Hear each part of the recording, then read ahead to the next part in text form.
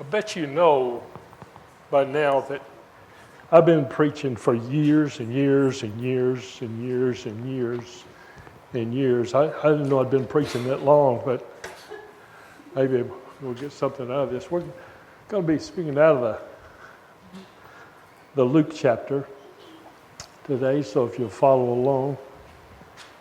As we read, as Jesus and his disciples were on their way, they came to a village where a woman named Martha opened her home to him. She had a sister called Mary, who sat at the Lord's feet listening to what he said, but Martha was distracted by all the preparations that had to be made.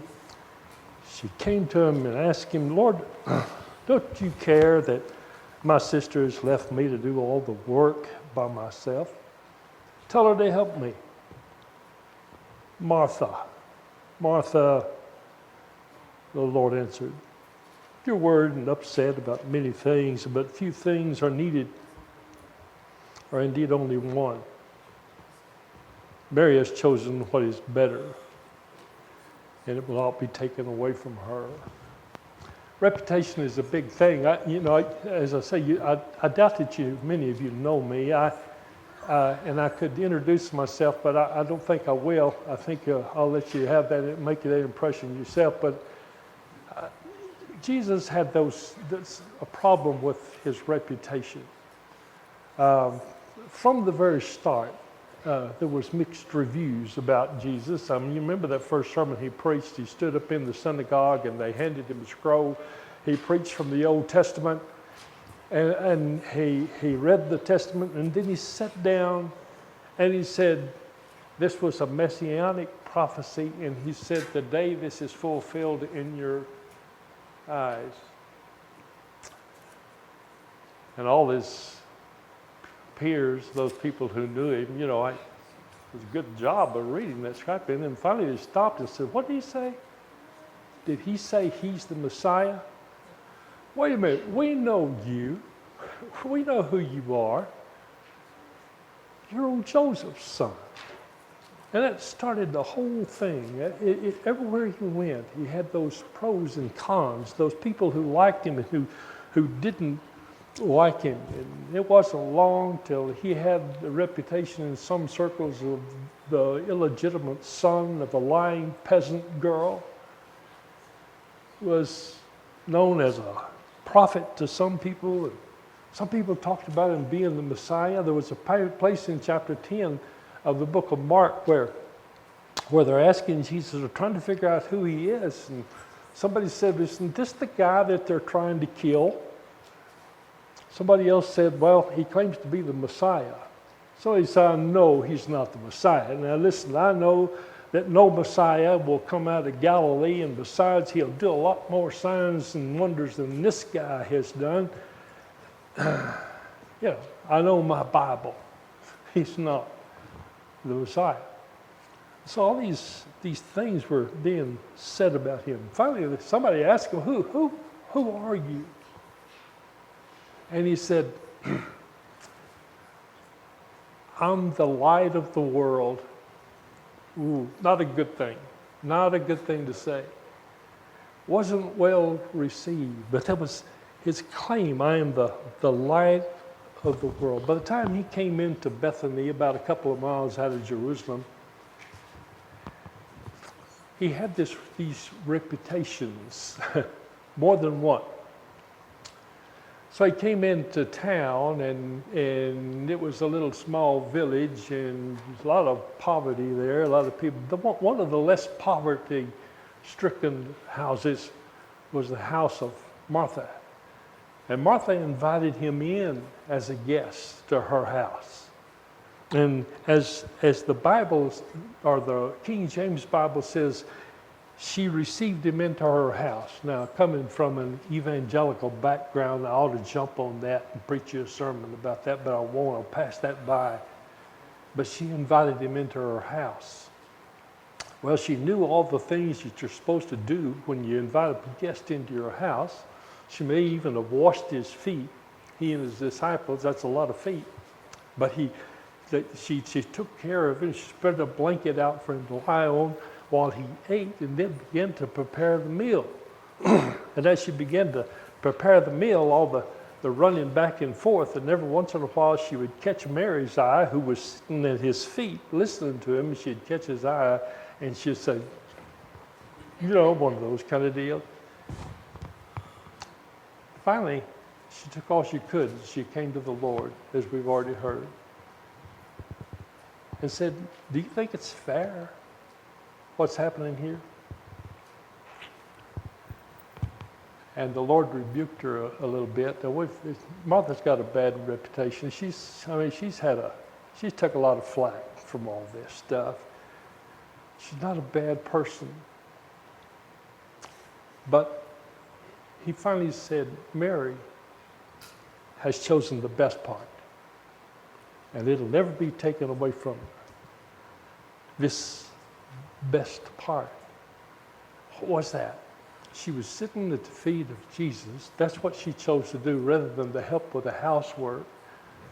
Sitting at the feet of Jesus, listening to him talk about this kingdom. This kingdom that was not out there, but one that's within you. He talked about this new kind of life, the kind that's from the inside out. It's like God is dwelling within me, and I meet him in that place, and he teaches me things. And so those things were being taught to her. She liked that new life. It kind of gave her a spirit of strength. She probably always existed in the shadow of her older sister, but she felt good. Felt good about that new life. This life can make me somebody, not just Martha's sister. She liked that. Well, Martha was doing like we're taught to do. We invite Jesus into our house, and immediately somebody tells us what we ought to do, how we ought to act, how we ought to behave. Here's what you got. Here's the schedule. Do it this way. And yet, he was teaching her about life, Mary. Life of just being. He was teaching her that there's more inside you than you think you are. You're a greater person than you think you are. That's kind of the way he did. Even the healings that he did, most of the time when he healed somebody, he didn't say, I did that, now you can go. He said, there was this story about the sheep gate where they bought the invalids and that are pushing these kind of things, and they'd set them there, and while they went off to the town and had the party, and these guys were sitting there, and there was one guy sitting there, and he had heard the narrative that that you got to keep them there. So let's tell them that here an angel will stir the water, and if you'll be the first one there, you can win, and you'll be healed. That's what they told him. After you're playing that game, we can play bingo.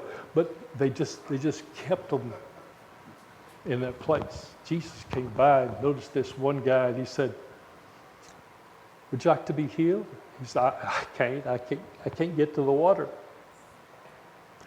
And he said, listen, you rise, you pick up your bed, and you walk. There's more in there than you think there is. Well, inerrant power that makes us who we are. The power to be before you do. The power of being. First time I ever remember seeing that was my father died when I was 19 years old, and went to his funeral, and I was determined I wasn't going to cry because all my buddies were sitting around there and they would see me, and so I didn't cry at the funeral. I did really good. And then I went to the graveside service, had another little service with all three of the preachers preaching, and I didn't cry. But I got in the limousine after it was all over, and I sat down in the back seat, and I lost it. I just started crying all the time. You know, my dad and I were never really very close, and I think I was crying because Dad and I never were really very close. And so as I cried, they saw me, and the preacher came by. One of them came by and told me, you know, that I need to just turn this over to the Lord. Someone else came by and they said, you know, God needed your dad worse than we do. None of that seemed to help. Miss Sylvester came by. Miss Sylvester was in her flowered dress, and she had a flowered handkerchief in her left hand. Miss Sylvester used to be, at 13 years before that, she was my first grade teacher. She came by and she reached out and she caught my hand, just kind of picked it up and squeezed it. And I looked at her through my tears, and I saw that she was crying too. And she just squeezed my hand, turned loose of it, and walked on. Man, I wanted to go with her. The power of just being.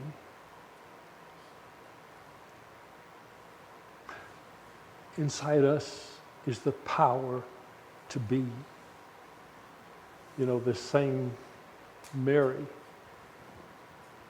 the 10th chapter of Mark says that he set his eyes on Jerusalem, headed for you know what. And the disciples were walking behind him because they were absolutely scared of him at the time. He was in this deep grief. And on his way, he passed through this little village of Bethany.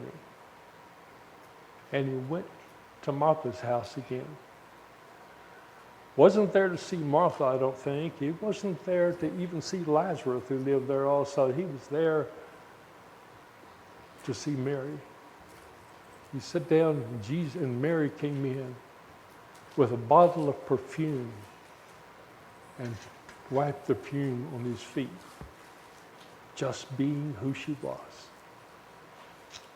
I bet that really frosted Martha, probably because it was her perfume. You know. But the power of being let him take the next step. Even the Lord needed. So the question we ask today is who are you? Who's inside you? Who are you? What's the being that you are? You know what God says about you? You know what the Lord says about you?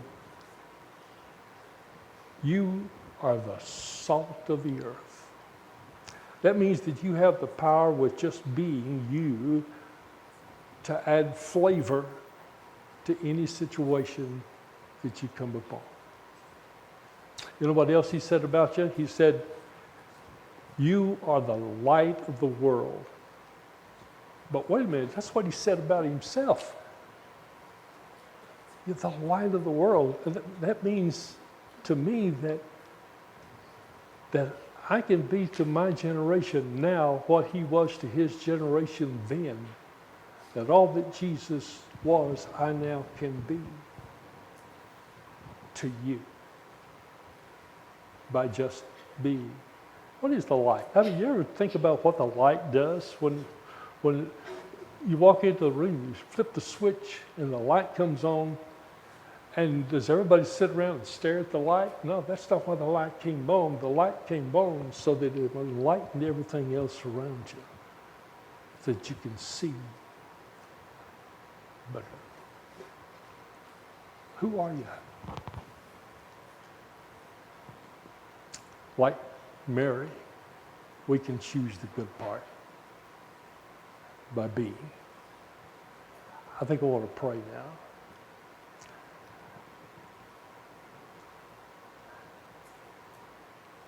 Now, this is almost a mystery. that the Christ dwells within us, that we're so much more than we think we are in most cases.